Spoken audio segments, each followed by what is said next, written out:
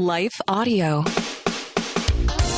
Welcome to Empowering Homeschool Conversations, your authority in navigating the world of homeschooling diverse learners. Featuring Peggy Ployhar from SPED Homeschool, Annie Yorty from AnnieYorty.com, Leilani Melendez from Living with Eve, Stephanie Buckwalter from eLARP Learning, and Dawn Jackson from Dawn Jackson Educational Consulting and Tutoring. With over 75 years of combined homeschooling expertise, experiences, and perspectives, this group is eager to share their wealth of wisdom to empower your homeschooling journey. So grab your favorite mug, settle in, and get ready for insightful discussions, valuable insights, and practical tips as these experts and their guests dive into the hottest topics in homeschooling. Whether you're a seasoned homeschooler, just considering this path, or anywhere in between, you don't want to miss a minute of these enlightening conversations that will empower your child to thrive in their homeschool environment. Empowering Homeschool Conversations is starting right now. Join us to give your homeschool the power boost it needs to successfully educate the unique learners in your home. Today, we are going to talk about the top approach for homeschool success with struggling learners. And my guest today is Dawn Jackson with Dawn Jackson Consulting and Tutoring, and also one of the co-hosts here on Empowering Homeschool Conversations. So Dawn, I'm going to have you give a little intro of yourself before we get started, and just tell our audience a little more about you that maybe they don't know, which would be great. Thank you, Peggy. Such a joy to be here with you. I always enjoy it together. Essentially, after high school, I pretty much wanted to be a journalist. And I got a little job in a preschool, birth to 5 years old, with kids with special needs. And I was like what at that time, like they would call an aide for the classroom. Now they call it paraeducators or paraprofessionals. Mm-hmm. Then I was an aide. That was it. And I loved the job. So I changed my direction in college to go to early childhood education, which I absolutely loved as well. From there, I ended up teaching older kids in a regular school and then going full-time in special education. I did homeschool my own children as well and created some curriculum that was classically based. And you probably didn't know that. And I didn't. Sold that all. Learning new things all the time. Yeah, learned so much. And the well-trained mind, Susan Bauer, she actually critiqued that for me on her website. And when she did that, it just went gangbusters. So it was really a fun curriculum. My daughter loved history. So it was a historical timeline that was interactive. And so ended up going to the CHIA conventions and all that, and then meeting people from all over. And it was just amazing. So if anyone's listening, hello, it's me. And you really blessed me. But people would come up and hug me and cry and just go, I love this so much. My child loves it. I don't know.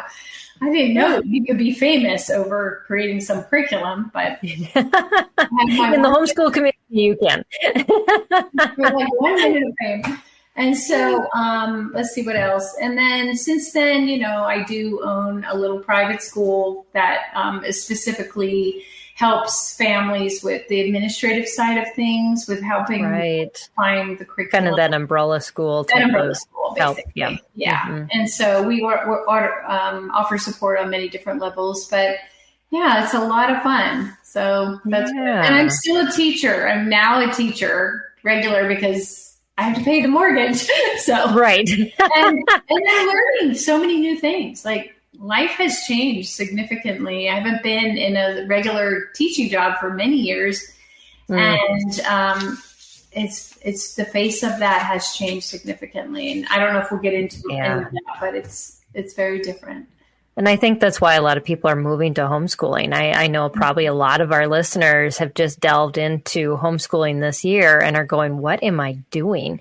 And so we're going to really walk you through how you can really figure out success for your student, especially if they struggled in school and you're like coming home and going, I've never taught. I have no idea what I'm doing. Don't worry. I came into homeschooling that way. When I homeschooled for 19 years, and my kids somehow survived me, and we all learned together. But there are some ways that you can really set yourself up for success, and that's what we're going to talk about today. And Dawn has a perfect background to help you lead through that. So yeah, I just appreciate you, Dawn, and I'm so excited that you pour into our community in the mix of everything else that you're doing.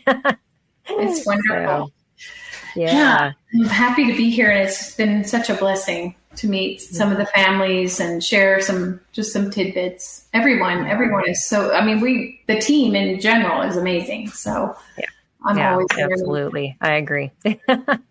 So I'm going to take this title and take it backwards. So a lot of times parents go, well, I don't think I have a struggling learner. My child just, has trouble reading, or, maybe it takes a little bit longer with math, or so how do we describe a struggling learner so that people that are listening are going, is this for me? Is this discussion something that's worth my hour of time, or is this just not my child? So let's unpack that first, just to make sure parents understand that we're going to be speaking towards them and their homeschooling. Yeah.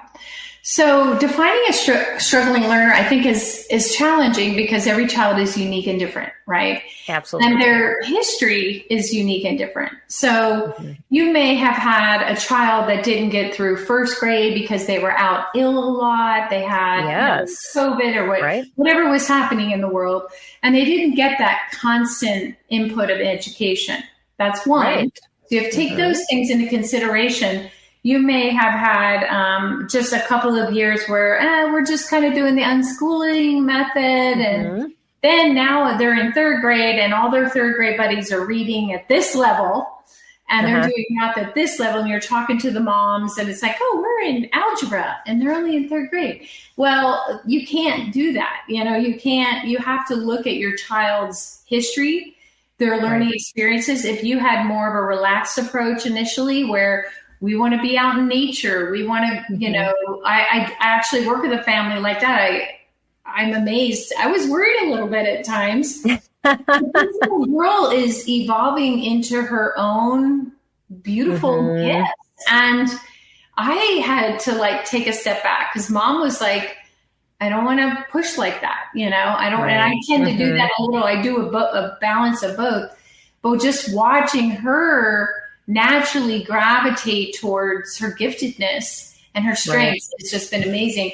So if you're that parent that teaches like that, but at the same time you're going, he's not, or she's not remembering the vowel sounds. And we just studied those yesterday, or the short A sound. Right. Just those aha moments that you sometimes get, even if you're not trained as a teacher. You just as a parent instinctively know. Exactly. And if you're saying, wait a minute, we've been counting to 10 for 3 weeks and he's still not getting it. Okay, so that's a red flag. That's a different story. So at that point, you have to, I wouldn't get worried or panic because we've taught kids learn differently. So maybe you're teaching them with just an auditory approach, but they're really a kinesthetic learner. So I would say, get outside with the big chalk and do the vowel sounds, get some sand on a tray where they're tracing their name, and give them that tactile feedback in their learning and fill in those pieces. Or maybe they're a real visual learner. So they're just not connecting with what you're trying to teach them. And I think that's probably a really good baseline of saying, you have a struggling learner. If you just feel like you're talking to the wall or things are going in, but they're not coming back out in any form. And, we're not talking about a child who's nonverbal, who maybe can't tell you, but maybe they seem to be showing signs that they're actually understanding versus this is not sticking at all. And I feel like I'm just like teaching and we're not progressing. But you have to look at your teaching style too as a parent, because if you're just a strong verbal, I have strong verbal parents that just talk at the child and just, they're teaching. I used to be that way, actually. Believe it or not. I know, I'm kind of a talker. But when my kids were little, I would just be like, blah, blah, blah, blah, blah. Well, my oldest daughter, it was overwhelmed. It became like overwhelming to her. And I realized that is not the way she would just tune me out. I remember one time we were driving in the car and I was like, blah, blah, blah, blah, blah. And she goes, are you talking? Like, did you say something? Like, I know she was totally but I know it doesn't sound very respectful, but she was kind of like trying to make a point with me, like, I don't hear all that. I'm not hearing all that. And right. We will continue this conversation after a short break. Have you ever taken a personality test like Myers-Briggs, StrengthsFinder, or the Enneagram? These tools are great for understanding your own strengths and weaknesses. But what if you could do the same for your entire family? Introducing the Family ID Assessment, a free tool that's been designed to help your family grow together.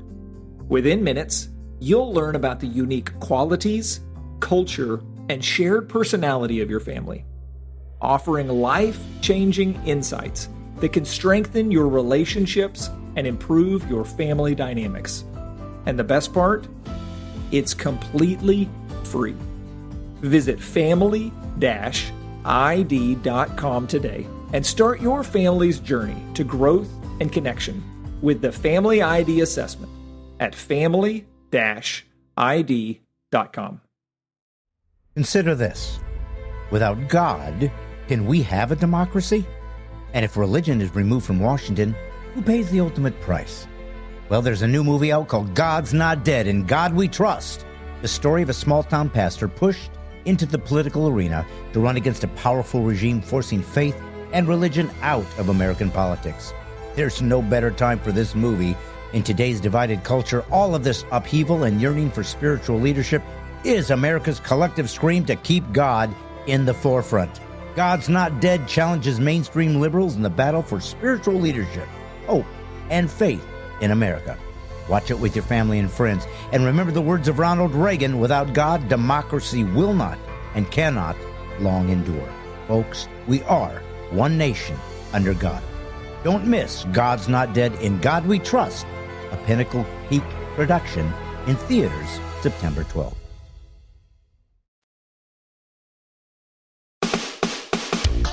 This is Empowering Homeschool Conversations, provided by SPED Homeschool, a nonprofit that empowers families to home educate diverse learners. To learn more, visit spedhomeschool.com. So that was when I was really like thinking about the learning styles and just different. And it's amazing how your kids can teach you too, things like that. Well, you taught me a lot. As long as you're listening. Because I think my son finally said to me, "Mom, you're telling me too much." Yeah, you could only process a little bits at a time. But it took him a while to be able to verbalize what was frustrating him so much. Right. Was that I wanted to dump everything. Right. Right away, everything that I had, and he's like, "Hold it! I can take one little piece, and I can take awesome. It there, and then give me another little piece." How old was he when he did that? I'm just curious. Oh, he was in his 20s. Okay. I mean, we were done homeschooling by then. I wish I would have known before, but yeah. Same here. I know exactly what you're saying. And so that's why I'm sharing that, because if you're saying, look, I'm trying to teach them every day, I'm blah, blah, blah, but okay, are you using all the modalities? There's visual, auditory, kinesthetic, and then there's maybe parents don't even know about that. Yeah. That's correct. Yeah. And we have other stuff. So yes. So we can cause some of that struggle. Of ourselves, our child's just their inclination on how they learn best can cause struggles if it doesn't line up with how we're teaching. And then there could be other diagnostic things going on as well. Right. A child just might have dyslexia, might have dysgraphia, might have dyscalculia, may have a slower processing speed, there's all of these other things that we take into consideration. And maybe you're coming out of the public school and you've got diagnoses already in line, and maybe you know what they are and how to teach towards them, and maybe you don't. So it's like you said, every child is different. And I think a lot of times when I've been at homeschool conferences and, I've brought a team of people with me to answer questions, the one that would make the team scream so much was when parents would come to them and say, so here's a list of diagnoses of my child. So what should I teach them? And really, as you know, it's not about the diagnostics of my child has autism, my child has dyslexia that's going to point to a curriculum. There's so much more involved. We'll get into that in a while, but because Dawn's going to share some pretty deep insight about that, and I don't want to just give some tidbits here. I'm expecting a lot out of you. But yes, there's so many components involved with it. It isn't just if you get the right curriculum, you're going to solve the problem. Right. Because that changes over time, and you learn to become eclectic. You learn to become very fluid in your teaching, but you have to be comfortable in that too. Yes, you have to be kind of open. And I want to say too, even if your child has a specific diagnosis, it's still different for each child. You can have a slew of kids with ADHD, and they're all different. And it shows up differently in every child. You can have a child that just checks out. Does it look like I'm paying attention right now? I'm looking at you. Yeah, they can be somewhere else. And I know it in your eye. I can find it. I can hear it. And I'm like, where are you right now? Right. And so you have to kind of realize one thing does not, what is the saying? One thing does not fit every child, because it shows up differently. And I will say this too, we've had kids in our program that came in with all these diagnoses and IEPs. And after they were homeschooled for a few years, they would go back and get retested, and they didn't qualify anymore. Yes. Because now they're working at their level. They're working with their interests, and that individual or small group setting is huge for a lot of kids. The top 10 accommodations that schools give is what we do instinctively as homeschoolers. That whole top 10 list goes away. I actually have given a talk through the summer a couple times on that. And people are just like, what do you mean? Because they're like, can I get accommodations when I'm homeschooling? And I'm like, you've already done it. You just naturally do it. And I give the top 10 list, and then I say, but then there's even more advantages that we have. And that is why homeschooling works, because we can customize it so much for the child instead of, a classroom of kids where they just don't have the resources to do that. They don't. And it's sad, but I mean, there are some amazing teachers out there, and there's the supplies are amazing. They do a lot more visuals now. They do a lot more training, teaching through the computer. And hands-on, like I see a lot more of that. So they are taking the learning styles into consideration. But again, if you have a child that's, just still falling through the cracks in that setting, you want to, kind of look at that. And then there's, the processing, like visual processing, auditory processing. So a lot of people think, they have hearing problems if they have auditory. That's not what that means. It means the words that are going in, the brain kind of shifts them around a little bit. And so like what I think I have a little bit of that sometimes, because what happens is I'll hear something and my imagination will kind of take it over here. Like I'm trying to work through that. Oh, and I get ideas and I miss the rest of it. Right? Oh, yeah. And I'm already over here with an idea about that. Ooh, I've got an idea. And then if there was more, and I have to say, oh, well, what did you say? So I'm aware of that. Right. And so when I'm in a situation where I have to learn maybe a training or something, then I have to be vigilant about staying focused. Don't just jot it down, Right. And I've seen that. And I've actually, one of the women on that does kind of consulting behind the scenes at SPED Homeschool for some of our clients that we work with. She's a diagnostician, and she said it is so hard to test homeschoolers because kids who do have an official diagnoses that would be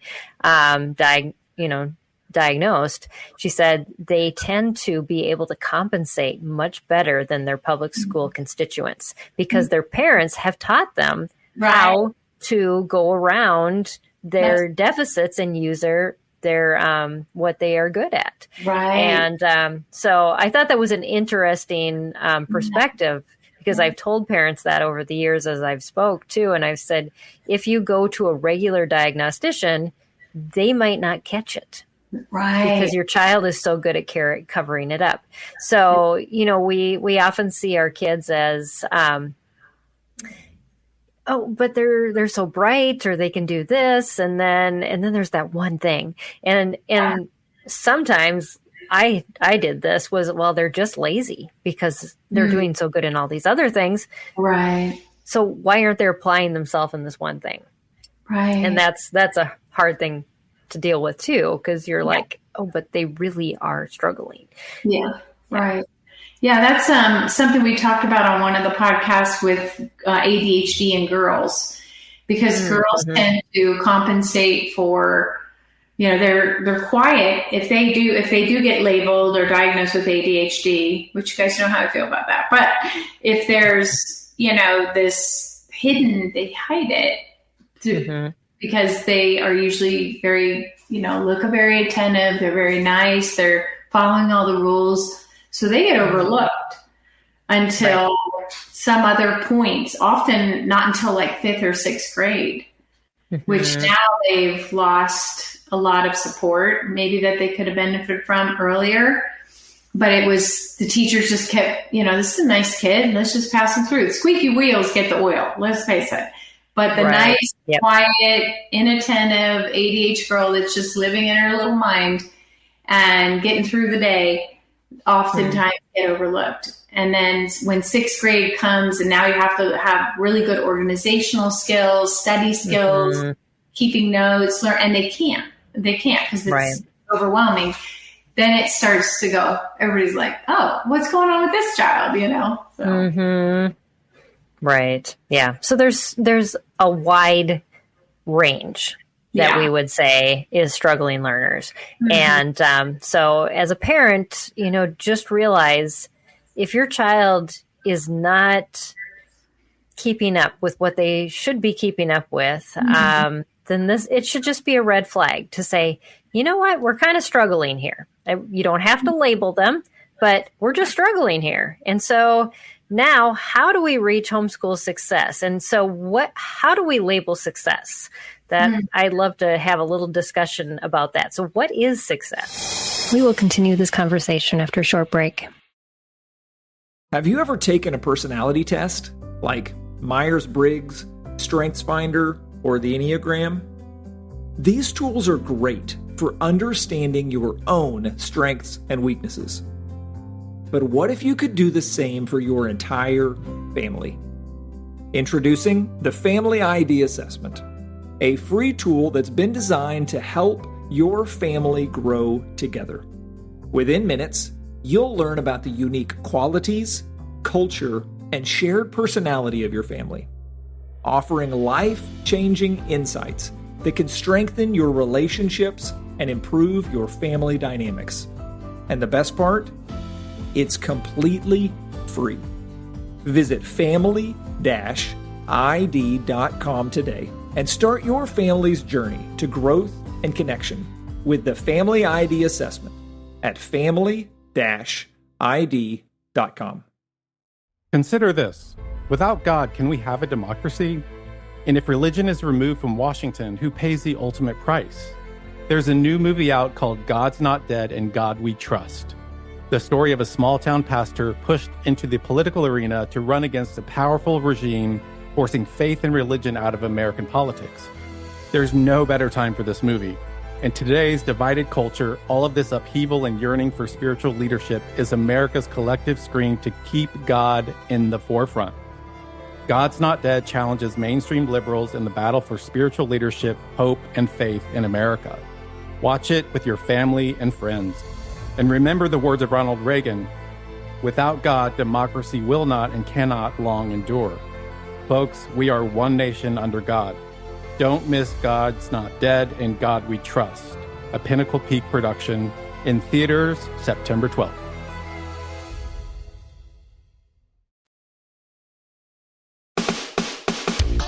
This is Empowering Homeschool Conversations, provided by SPED Homeschool, a nonprofit that empowers families to home educate diverse learners. To learn more, visit spedhomeschool.com. You and I were talking about that, like what you thought it was, and I thought you had a good answer. I think one thing you have to really be careful of is comparing your child with another child in your home or a friend's Absolutely. child. Because if you start, matter of fact, I was talking to a little boy today and he goes, my handwriting's terrible. Look at her handwriting. He was a sixth grader. And I said, that's her handwriting. Your handwriting is special for you. And I don't know how I said it to him, but somehow I said, we each have, a unique way of expressing ourselves. And then he just started writing, like he let it go. And because, that's what we naturally do, even amongst ourselves as grownups. Yes, absolutely. Yes. It's so I think being careful that you again go to who is his child? What's his story? If he hates math or he hates writing, he just hates handwriting, how can I make this fun? Like even young children, I'll use watercolor and paintbrushes and just teach them to make their shapes of their letters and stuff with that. Like say you want to teach cursive or you want to just teach the direction of letters. I do it with painting. Like you would teach Japanese painting, watercolor, right? With a very delicate brush. It's using different strategies instead of take that pencil. Maybe they need a fat pencil. I have a 5-year-old boy who only likes to write with a big fat Sharpie. Huh. And I'm like, it's the grip. It's the grip. Yeah. Size of the pencil. He doesn't like the smaller, but he always wants that big fat marker. And otherwise forget it. Right. And so those things matter. Am I giving my child the grip that they need? Am I giving them a bigger pencil? So making accommodations kind of along the way also could change some of that. But I think I think it ends up being like the end goal. What is your end goal? Yeah. And are the accommodations getting them to the end goal? Is the end goal that they hold a pencil or that they always write with a pencil, or maybe they can write with other things, but are they writing? Is that your goal? Or, maybe they need to dictate a story to you because that's going to get the creativity out that your actual goal is about. Yes. And if that writing piece is slowing them down and frustrating them and they're hitting the ceiling, I would never make a child do that. I would have them like speak into a microphone, into a tape, or videotape them doing that. And I know like we have that freedom in a private school where what does that look like for that child? What do they want to make? What do they want to do to show what they've learned about? It doesn't always have to be the standard way. It could be acting out in a play or telling a story. But I love that parents can dictate. Parents can write while the child dictates what they want to say. And oftentimes if it's like a second grader or third grader, I'll skip a space and then they can copy. So it's called copy work. Oh, yes. So I write it, how it should look. I make, have them watch me model it, and then they copy it right underneath to look like it. And so now they're learning through like the old way of learning art, how to be an artist, you would copy the masters. It's like I would look at that painting and go, okay, what did he do there? What color? How do I make that color? And I'm transferring that. Right. Yeah, absolutely. It's like we just kind of expect kids to have all of these different skills that are required. And these are complex things. When you want a child to be able to read, to process, to comprehend, or to come up with a story, write it down, and in a format that is legible. A lot of times that is a very cultivated process, and it takes a long time and a lot of different skills that are combined together. And so success is, and I love that some of the states, now not all states with their homeschool laws, some of them say your child has to take a standardized test to show that they're at whatever level.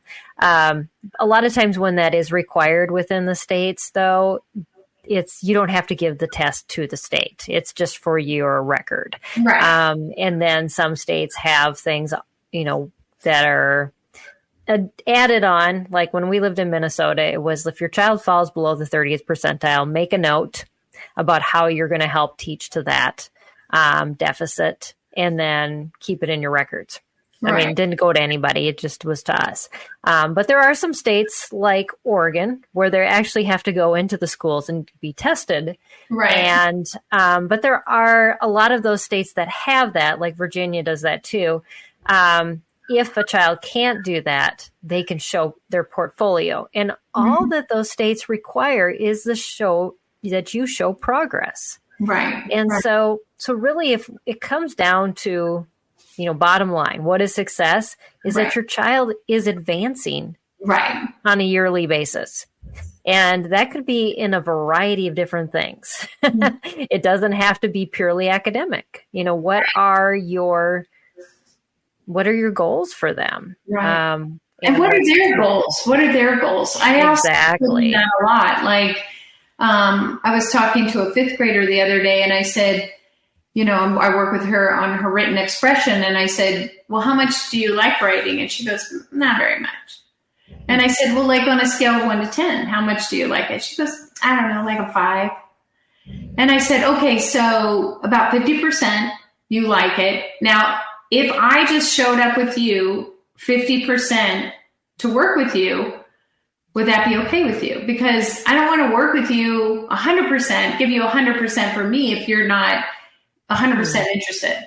And she kind of was contemplating that. I said, but if I could promise you that I could teach you a way to learn how to write that's kind of fun and different, what would you give me? And she goes, I would give you like 90. Okay, we bumped it up a little. And I'm like, okay. So my idea of success for a child, if you can do this as a parent, you're successful and they will be successful. If you can instill a love of learning in your child, lifelong learning, I love that word. I've always loved that word. A love for learning, that if you step away, they're over there learning about learning, and they're learning how to read. Yeah, I mean, that's what we are made. I was listening to this really amazing book. It's a book on tape that I'm listening to, and he was talking about this internal thing that we have within us for home. We have this thing for home, right? Like even when we're little, we're always drawn to home, we're everything, like in so many ways. And there's something in us that God put in us to draw us to home. And I think has something to do with that natural curiosity in us and that intrinsic motivation to learn. I mean, why do babies get up and want to walk? You see them rocking, they just want to walk, they're right. Where does that come from? And everything that we're doing, we're going forward. We're going forward in life. And like I'm in the second half of my life. My kids are grown. But it's like, okay, what does the second half of life look like? Well, the second half, I've learned so many things from the first. Now in the second, I get to give those gifts and share those gifts with others. Right. But inside of me, in the deepest part of me, I'm longing for home, which to one, know God, and two, to know God in me and myself and God. And that to me is home. And so I feel like if you give your child that natural desire, I don't care what the disability is, I don't care what the struggle is, if you play with them and you interact with them in such a way, I don't care if you're out in the mud in the rain, scooping up the dirt in a bucket, you keep that curiosity alive. Yes. I think that's what we were born with. And if we do that, we will always want to go home. It will lead us. If you squelch curiosity in a child, and if not you as a parent, but if the world does somehow, you don't question. They're not curious. They're not curious about who they are or who is their creator. Who is this one that made me and why did he make me? And so I think that to me is like the thing I've always wanted in every child as a special education teacher. If I can just get this child to come back with their curiosity because it was smushed in this evening, I'm just stupid. I can't learn. And I tell kids all the time, you can learn. If we teach you the way you learn, if your teachers would teach you the way you learn, you will learn learning and you will learn. It's not you, it's how we're getting that information to you. And so, I don't know. That's my definition. It's always been the thing that's driven me the most in my work. If I can get kids just pique their interest. That's why I love learning styles. I love learning about the personalities and how they were created and born. Like what were you born with, Peggy, that you want to fly in the air with scars, you know? I mean, do you know what I mean? I know. And you continue to figure yourself out and how God, made you so unique. We tend to want to put our kids in these categories or these boxes because it's easy. It's easy to say, well, let's just get you to average. And, that was the things that made me cringe the most when parents would call when I was a consultant and say, help me just get my child caught up. I'm like, caught up to who? Yeah. This is your unique child, and you just want to make them average. This is not the goal. So success is really to help that child figure out what they were made for and prepare them for that. And it doesn't mean that they were prepared for a job. It doesn't mean, and I think that took me so long because it was so ingrained in me when I was growing up. We are made to walk alongside Jesus. That's what we're made for. Yes. And so we just need to be able to tune into that and also to be open to where he calls. Yeah. And so that is the most important thing, being successful as a parent and for your child. And now they're saying that kids are going to have 7 careers. The ones that are graduating right now are going to have 7 careers in their lifetime. You want to make sure they can learn. Because they need to reinvent themselves. They need to figure out what gifts they have so that they can go into the next marketplace, taking the skills they had from the previous one, reinventing themselves and putting themselves out again. And that is definitely like a type of resilience and flexibility. Like you said, with the creativity and the openness, like maybe, there are those few that will just grow up. They'll have one job all their life, 30 years, There are some. Yes. Yeah. That's amazing. But you're right. For the most, and I've tried, like I think of myself, I've tried different things in life, and there's so many things that I love. Like I'm an artist. I love to paint. And my goal is when I'm really retired and old, I'm just going to be painting in the garage, and or something. But so you can have various different gifts and talents. And it's, I think what's the most challenging for me, what I've seen in parents, is when you have a parent that's very, they think like in a box, and they'll tell me, well, this is the way I was taught. This is the way I learned, paperwork or worksheets. But then they have they have 4 kids, 3 do fine with worksheets and like them. And then there's that one, who is right. You always get one. Yeah. They're out and everybody gets the one. And so it's just different for each one, but having an open mind. And that's like why I think coaching is so wonderful, or some kind of a system of support that you have where people can help you and support you to see your child in a new way with a new lens, not the lens that you grew up looking at the world through. I'm working with a family right now. Mom's a writer. She's a genius. She told me to, she goes, I said, well, let's talk about a writing program for him. And she goes, I don't understand that. This is her real words. If she watches this, I hope you don't mind me using it. She goes, I'm a writer. I don't understand that certain people cannot write. Yes, when you get so good at something. You get so good at it. And I've had parents like that. Math. I don't know how to teach them math. I'm so good at math. Where do I begin breaking that down? So we found a couple of little things for him to check out. They were an online program that could suit him because mom could be out of the picture a little bit and he could be in a little course online. But that's just so fascinating to me. As a teacher, I have to learn to teach everything to any child, right? So but I adore her because she's brilliant human and she's gifted in this way. And she's just like, I don't know where to begin with that. I don't know how to chunk that down. And as a coach, I'm able to help her with that, help her to see it in a different way. But she was just like, I know he needs it, but I don't even know where to begin. And I don't understand people who don't know how to write.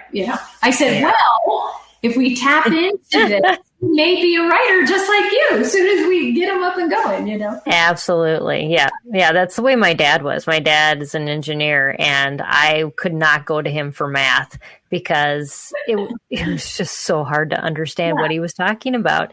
And so I figured it out enough by working with him. Actually, it was a gift because as I became an engineer after I graduated from college, I was able to be like the interpreter for most of my other colleagues that were going, what are these other engineers telling me to do? And I'm like, I got it. That's the way my dad talks. That's so amazing. Wow. Yeah. So you just led us into the top approach, Don. It's working with somebody who can see your world, your homeschooling world, from a different perspective that has a lot of knowledge, a mentor, a consultant. Tell us, just give us some stories. Tell us, what advantages parents have and just what they come away with by working with somebody like you to be able to pour into their homeschooling. Okay. Well, I kind of made a list and we're going to be sharing everyone through the program. Yes. I'll share a link in the show notes. Okay. And so these are just a couple, but there's 10 of them that I came up with. So it's structured support and guidance, of course. So accreditation and record keeping, if you need accreditation, we personally aren't, which gives us a lot of freedom, but that's for kids to think out of the box, literally. And then, so can you break each of these apart? So let's start with the first one. Okay, so structured support and guidance, it helps families to navigate the complexities of homeschooling, like with curriculum or classes or understanding how does my child kind of learn. Setting up a schedule almost, or helping them to walk through their schedule. How is this going to work? And that's one of the families that I'm working with right now. That's what we did, and it was like a key was turned in this child's brain. So we do an online profile about a child's personality, and when we found out he was highly organized, his mom's like, "No, he's not." Oh, yes, he is in his brain where he needs to know what's happening next and next and next. And so I said, we need to create a schedule. Once we created a schedule, he was up in the morning before everyone doing his work.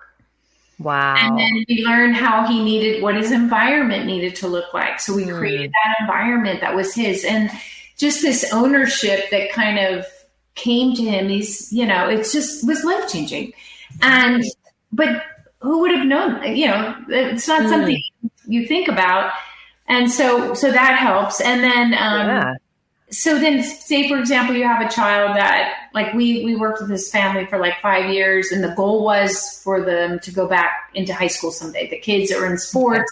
So they wanted to be homeschooled until high school so they could get the scholarships and everything for sports. Yep. So we kept them on more of a strict standard-based curriculum for their state versus a lot of flexibility. More, you could do more personalized learning if it's more private. So, right. Yeah. And you weren't planning to go back in that track. Yeah. I think the greatest thing for a lot of parents is the record keeping part when you have somebody creating your semester plan. And it's all checked out. We also talk to the students. I don't know how other schools do it, but we talk to them, what kind of a grade do you want to get for this math class? Well, math's not my favorite, but I think I can get a B. So then we break down with them what a B actually looks like. If they want an A, they have to go further, do extracurricular project or something. So just having conversations and being really clear about the goals. Sometimes it's hard for parents to do that with their child because the child's like, I don't need to homeschool me. But when you bring in another outside person, kind of represents some authority and some like, this is serious. I texted one of my students today, how's it going? Did you start on Monday? It was just like a pop-in text message to him. Just, we're not scheduled to meet yet, but did you get started? Yep, I got started. Okay, send me a list of everything you're starting. So it's that other person. Right, yeah. And also, too, a lot of people buy box curriculums because they want the schedule. They want the to-do list. And a lot of times that box curriculum does not work for struggling students because it needs to be customized. And so this is a way to get that to-do list with a more eclectic approach is by working with a consultant because it's a win-win on both sides. Exactly. You get to use curriculum that's going to fit your child and you get the list of what you need to do. Right. And if you did buy that $1,000 curriculum, which I've done before, don't worry because we can adjust it. Once we understand $1,000, we can supplement it into make it work. Yeah. And I think like I said before, like we're like curriculum, geeks. We love. Yes. Everything. Yeah. Like, what's out there, what works, what doesn't for certain things. I'm always learning, but I'm always curious about, let's find that for this child, and so then we go and we hunt it out and find it. Yeah. And you know what to look for too, versus a parent. And I can't tell you how many parents I have spoke to over the years. They're like, well, I bought this curriculum and now it's sitting on the shelf. And then I bought this curriculum and it's sitting on the shelf. In the long run, you're going to save a lot of money. Just saying, I need an expert. Tell me what I need. And then it's going to work from the beginning. Yeah. And I also want to say, I know a lot of families, they'll sign up with charter schools, and I'm not against charter schools, but parents are told, we're personalized and we customize. No, they don't. I work for charter schools. They say that, but they don't. And you really are still under a lot of pressure to keep the standards of that state. Like I know in California. Absolutely. Because that's how they're funded. They have to get their records. Yeah. So there's not that much flexibility, but maybe it's still worth it and you can do it. But it's still stressful. If you have a child that has a lot of anxiety, that's very, very hard for them because they still have to state test. They have to do all the exams. Absolutely. That's not for everybody. And then, of course, again, we just talked about that, like curriculum resources. We offer that range of curriculum and different choices without you having to go crazy. So I think that's a nice thing. And then any administrative assistant, like handling the tasks such as grading, reporting, and compliance. I mean, we even go as far as, reading their work, correcting it, and then supporting them in writing. So I do a lot through Google Docs now, which I love it. Oh, yeah. I work up there and I can look at it. On Khan Academy, I get accounts of my students. So I have teacher access and I can just go in and this is kind of an interesting thing. So we had a kiddo who was doing math on Khan Academy. And I went in as the teacher and I'm looking at his history. Mom didn't even catch this. Okay. And I'm looking at his history and I'm going, okay, I can see how many problems he's attempting, and then he's jumping out and he's going to the next one.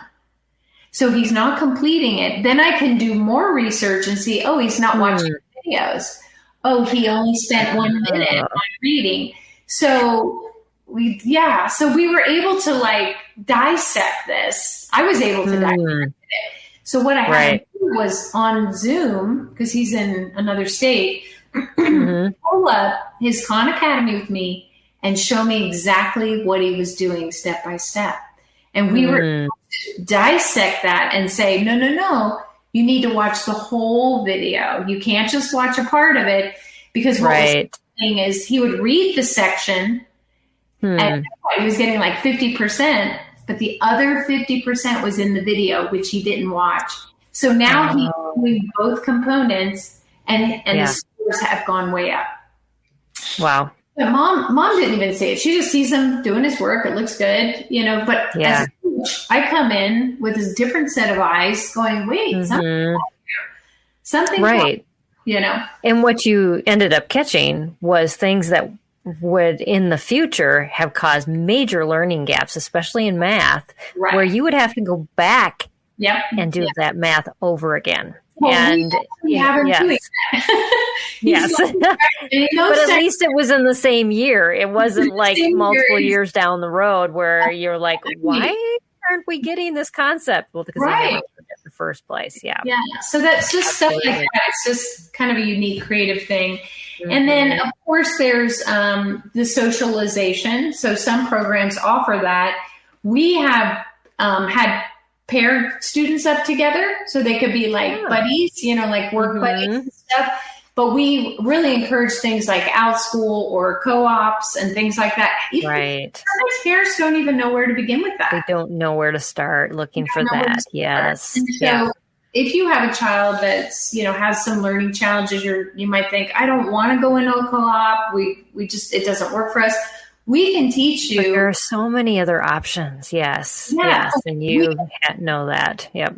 We can teach you too how to talk to the teacher that's teaching your child. If you do an online assessment with us, you can offer those strategies to the teacher. Like these strategies really help my child to learn, or this is their learning style.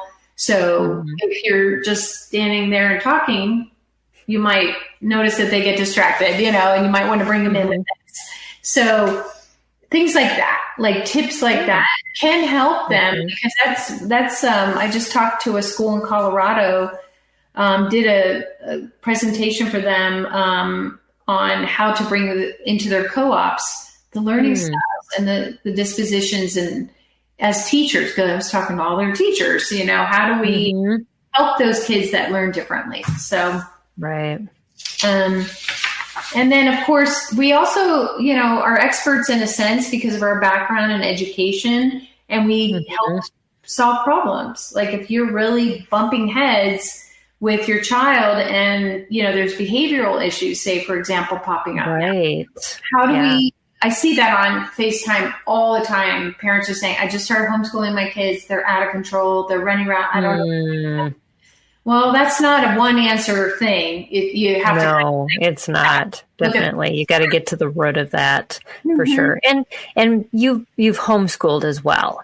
The majority of homeschool mentors, consultants have been in your shoes, and especially if they're working with parents of struggling learners, they've had struggling learners themselves. And so not only are they coming in as an expert, but they're like, oh, I've been there. I totally get where you're at. And here's some strategies that have worked for me, but also for other people that I've talked to over the years. So just so much wisdom that can be poured into your homeschool. Absolutely. And just how to juggle that. Like if you have a really little one and then you have two older ones, how do I teach them when I have this one? Right. So we can give you ideas for how to balance that out and play like the two, there's just different strategies for making those sort of situations work. And then also about scheduling. Like you may have, you may be an early riser and you want to start school at 7. And I remember a dad said that to me in a conference. He's like, I don't know what's wrong with them. Like, why don't they just get the math done at 8 in the morning? Like that. Well, he had a wife and a daughter who were what we call spontaneous, and they wanted to do fun things in the morning. They didn't want to be serious. So I had to help him to see them in a new way. But at the same time, you have to figure out when is that child's best learning time. It may be after lunch. It may be before lunch. So you have to think, okay, what is the biggest time? So things like that we help you with too. And then, of course, a customized educational plan. We do that. Yes. Based on their needs and goals. Again, so what are the goals? Like, what are the realistic goals? Not the goals that your sister-in-law is teaching her kids. But what are the realistic goals for your children, right? And really helping hone that in, too. Because I think when you start saying goals, parents are like, well, I want them to do everything, but really you can only focus on 2 to 3 a year that you're really going to focus on. And I always brought it down to, if like life just throws a curveball at us, what are the 2 to 3 things that I'm going to actually get done this week? And that's what those goals are. I mean, what are you going to there's no compromise. These are like the top of the line things that need to happen with this child. And so, because life happens, people get sick, and things get behind, but if you focus on those few things, you're going to feel like, yes, we accomplished something. And so, but have somebody to speak into your homeschooling that can really help you hone that down instead of going, everything needs to change. This child needs, because I can have laundry lists for each of my kids and myself. And you can't set goals like that. Your children taking the first week and teaching systems. Don't worry about teaching math the first week. Teach them, what do we do in the, I'm in that place with new students. They walk in the door, they're supposed to get their folder, the binder, sit down, get a timer, read for 5 minutes. Then if the card on the board says blue card, they go to the blue section of their folder, their binder, and they work in that section until they're pulled individually. Now, why that's so great, and they get rewarded for that. They get a punch every day if they just follow that system. Why that's so important is oftentimes I'm called out to handle behavioral issues. And if my kiddos, if there's a paraprofessional in the class and not me, guess what? They know exactly what to do. And that's the thing, something a parent can do is have a backup packet. What if you wake up sick today, but you still want to keep on your schedule? Okay, get your packet out, your special packet. And mom has filled that packet with, a dry erase board, their little markers, their numbers to trace, or, sheets or a book to read, and a timer. And now she can sit back and have her cold or take tea. And those two are working on their packets today you take that in the car with you because we have to go see grandma who needs us. And so you're not wasting time. You're thinking intentionally about, like you said, those rainy days, because they will come. I promise you they do. That baby won't take it. Yeah, probably, exactly. And you and you got 2 crazy kids running around with nothing to do. So plan stuff like that. We help with that. And then there's a legal compliance, because each state has their own homeschooling laws. And so you don't just go onto Facebook and say, how do I legally homeschool? Because somebody from a different state is going to answer and it's not going to be right information. That's a really good point. I never thought of that. Gosh, I know. So, we have an affidavit and we're, allowed to do that and everything.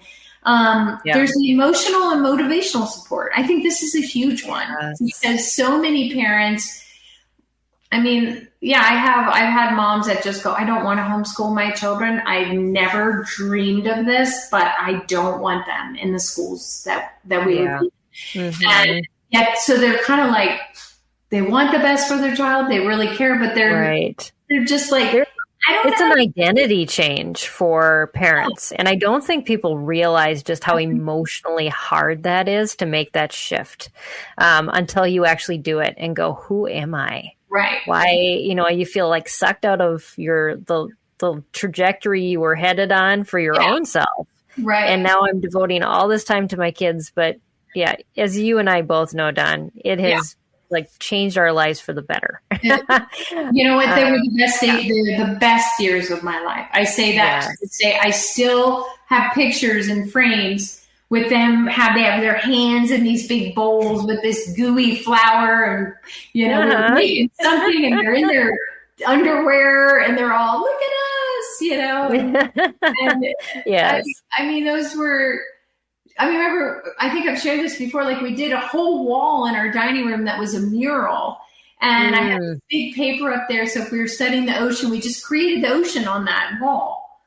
Wow. And it was just amazing. Like they would come in and go, that's a shark. And what do you know about a shark? At dinner time, we're talking about the mural. Oh yeah, exactly. Yep. It's cool, and so they were just wonderful. I think yeah, and I mean, I never wanted to homeschool, and I still cherish those years because just the relationships I was able to have with my children, who are now, just like yours, adults. Yeah. And yeah. And I think if you go back to what is my objective, what is the goal? Like you said, what do I want for my family? Do I want to raise lifelong learners? Right. I have grown adult children that love to read. I mean, how many grown my son was grabbing my Audible account tonight. He's like, how many credits you got? And so I love that. And another one that I think, that emotional piece is good. Someone just to hear your story, like I had a rough day, I don't know what to do. But it gets like this, or he has a meltdown, like, support, because we have that right. And to let them know they're not alone too. Exactly. There's other people out there that you're working with, that you've worked with in the past. Been there, done that. This is not a unique story. It's what we need to hear for sure. Yeah, it's so whatever kind of support system you choose, and not everyone can afford like a private thing, but you have to find your team. Your tribe, or whatever you want to call it. Right, exactly. Those people that can take your kids for an afternoon, and you take theirs. I had a really close friend. She had 4, I had 3. That's like a softball team almost. And we always did art together. We did art history. Yeah. That's how her and I, like our ideas created that curriculum with that history, art history, and their kids loved it. It's great. The last one I wanted to share too was access to expertise and networking. So even sometimes with a parent today that was like, I don't even know where to begin with writing. I'm a great writer. I do this for a living.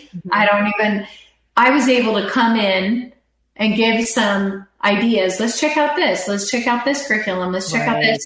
And just where do we go? How do we break that down for this child in the way that they learn? And so, advice that you may not have thought of. And the biggest thing is teaching parents. Sometimes parents need to see their child in a different light.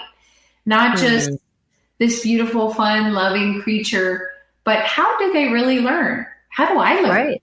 How do I learn as a parent? And how do we learn the same, or how do we learn differently? So that's a lot of it.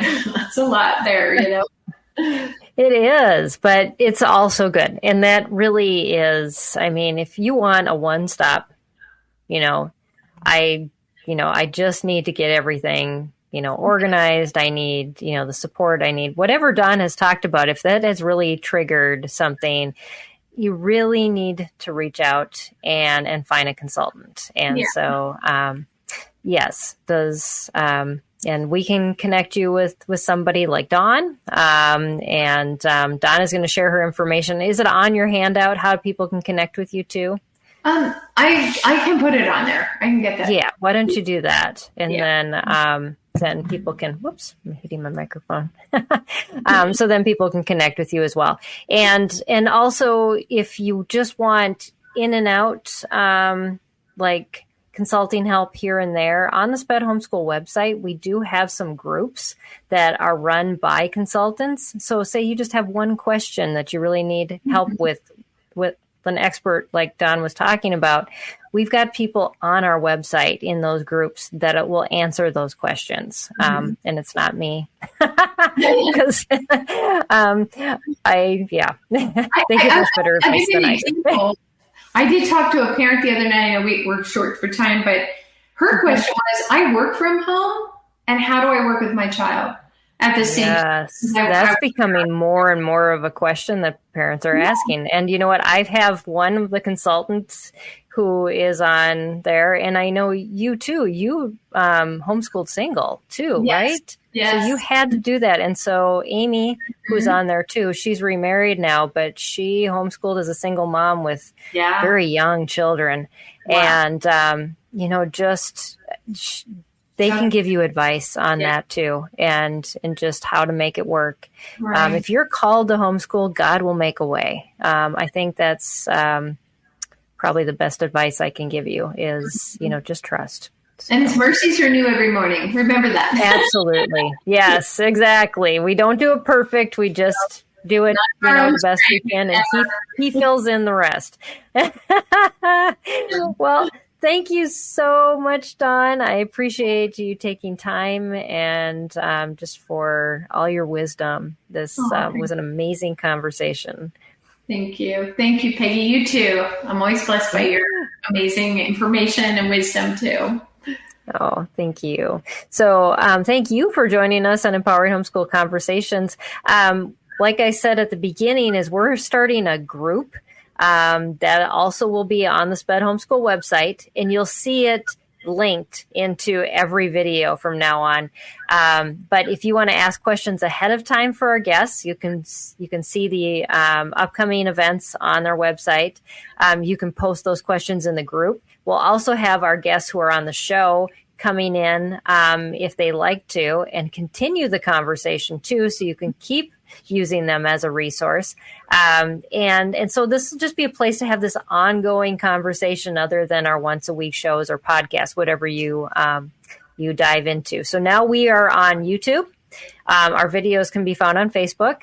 Our podcasts basically can be found anywhere on whatever platform. And we just started a channel on GodTube. So Salem Media, who produces our podcast, has given us a channel on there too. So you'll catch some of the newest videos on there. And on our website, spedhomeschool.com, you'll also be able to, once these videos come out as the podcast, there is a one page you can go to where you can not only watch the video on YouTube, you can listen to the podcast, and you can get the transcript. So if you want all of those in one place, that's the place to go. And that you don't even have to be a member of the site to get access to all that. So we just want to give that to you, because I know some of you say that you've got, you have trouble hearing, or you want to take notes based on what we want to say. So we want to provide that for you. So. Great. So yeah, it's all coming together. I know it's taken me a long time.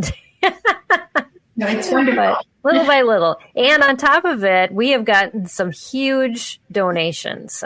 You'll see some major donors on our website who are funding us the ability to start a consulting program through SPED Homeschool. And so we're actually hiring a full-time person, Chris Owen, who will be starting next week with us. And so she is my alter ego. She is the very steady, and so me being the crazy outgoing person, she's going to keep me in line. But we'll be starting out a whole new program since HSLDA actually discontinued their consulting services at the end of May, and it has been a huge loss in our community. And so Chris is actually coming from HSLDA as one of their consultants to now work for us at SPED Homeschool. So I'm going to have her on the show next week. And we're going to talk a little bit more about some ways that consultants can save you money. And so if you're budget conscious, we want to talk about that next week. So you'll want to stay tuned for that conversation. So, all right, Don. Well, I'm sure our group as a whole, the whole podcast team will be on sometime. I think we're going to record once a month probably. So you'll catch our crazy conversation probably coming up in the next month at least. So, absolutely. All right. Well, thanks everybody for joining us. We'll see you next time here on Empowering Homeschool Conversations. God bless. Bye.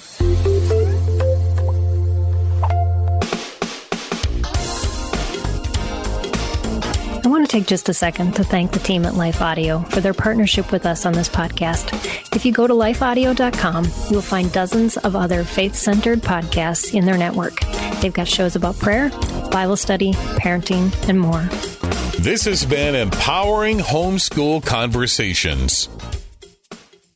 There's nothing in this world that he cannot do if we truly allow his love. We can do nothing without him. Anything that we do apart from him is not something that's permanent. All need is grace. That's everybody. We are all broken people on our way to a place that we believe is waiting on us in heaven. You can find more of Bridges with Monica Schmelter at lifeaudio.com. In Christ, we are all one family. Amen.